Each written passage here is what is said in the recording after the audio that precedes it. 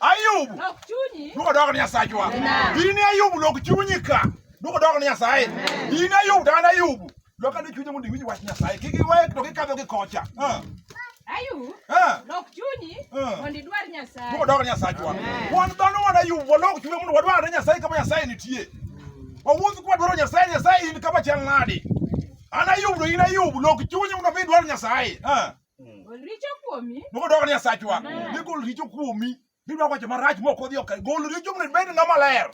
Karudo biro yudi ke ler duko dogo Nyasaye. An Ayub to in Ayub lok chunye mundi bed kuom Nyasaye. Kendo riem time mak ni kare oae dala. Duko dogo Nyasaye wa. Nyarwa koro wabiro ka riembo timbe maricho mane in koro chon. E dala ni kamondo mi kuwe mar Nyasaye no bedie. An be kama na wuke ja riembo timbe maricho e dala na.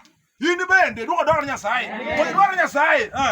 Eka diting wiki onge gi wich. Duko dogo Nyasaye wa. Iki Nyasaye maber kuom Nyasaye ni. Ikibiro ng'e iting'o wi ka in tana mar bidekre. Kionge gi wich kuot. Hallelujah. Ating'o wi sama wuotho ne ka onge gi wich kuot an kuom Nyasaye. Kendo ichak ngima manyien ka in gi chir. Duko dogo Nyasaye wa. Mo ichak wuoth manyien. Kane in e chandruok kamane in chak wuoth manyien kionge gi wich kuot. Bed gi chir kuom Nyasaye kendo med wuotho. Duko dogo Nyasaye. Eka diting wiki onge gi wich kuot. Kendo ichak ngima manyien ka in gi chir. Mana 11 no koro dhi 12 mana e wiye kindi kanyo. Duko dogo Nyasaye. Mano en dero. Obo konyo kendo ng'at machielo ka machielo. Duko dogo Nyasaye.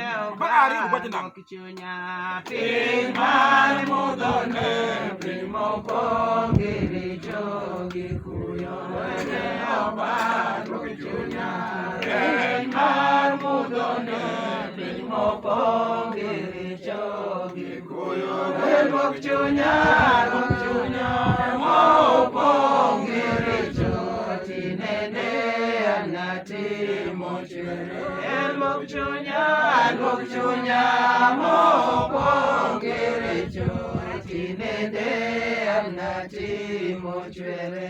Duko dogo Nyasaye. Bed ng'at Nyasaye mochwere. Kiki bed ng'at Nyasaye mana gisani kama wantiere ne. Duko dogo Nyasaye.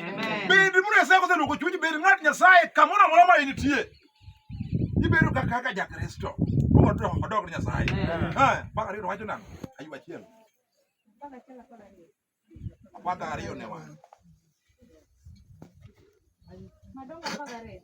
Ewan. Owacho niya. Biye maloko na Ayub onyiso teko gi rieko mar Nyasaye. Duko dogo Nyasaye wa. Koro in Ayub ngina teko gi rieko kuom Nyasaye gi bed ni gi wuoyo ni. Duko dogo Nyasaye. Ayub nodwoko niya. Adier. Una jodongo ma ok riw gi kiawa. Kendo ka utho to rieko bendo lal. Duko dogo Nyasaye. Ibo gi ng'at Nyasaye. Koro bed gi puonj maber ma kaka rilal. To koro kaka isewewe bo piny ni. Tipari gi gimoro mane itime bo piny ni. Duko dogo Nyasaye. Ok pari gi kuoth. Ok pari gi weche moko odhi kare. Duko dogo Nyasaye. Opare gi weche sai kone yawa kama ne wantie. An ng'e ni jadolo ni awe ne keje injili ne adwa na winji mondo mi ogwedha kaka doge yo. Duko dogo Nyasaye. En injili ma kiwuok gi mako maber ma ibed gi dapi mar kano pi ngima. Iyudo ka in gi longruok kuonde moko mane in tie. Duko dogo Nyasaye.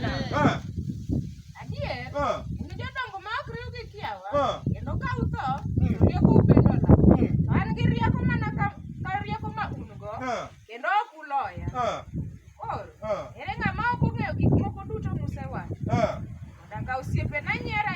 Kata obedo ni an ng'at makare kendo maonge gi ketho. To chon an ema ne Nyasaye duoko lemo. Wow, duko dogo Nyasaye.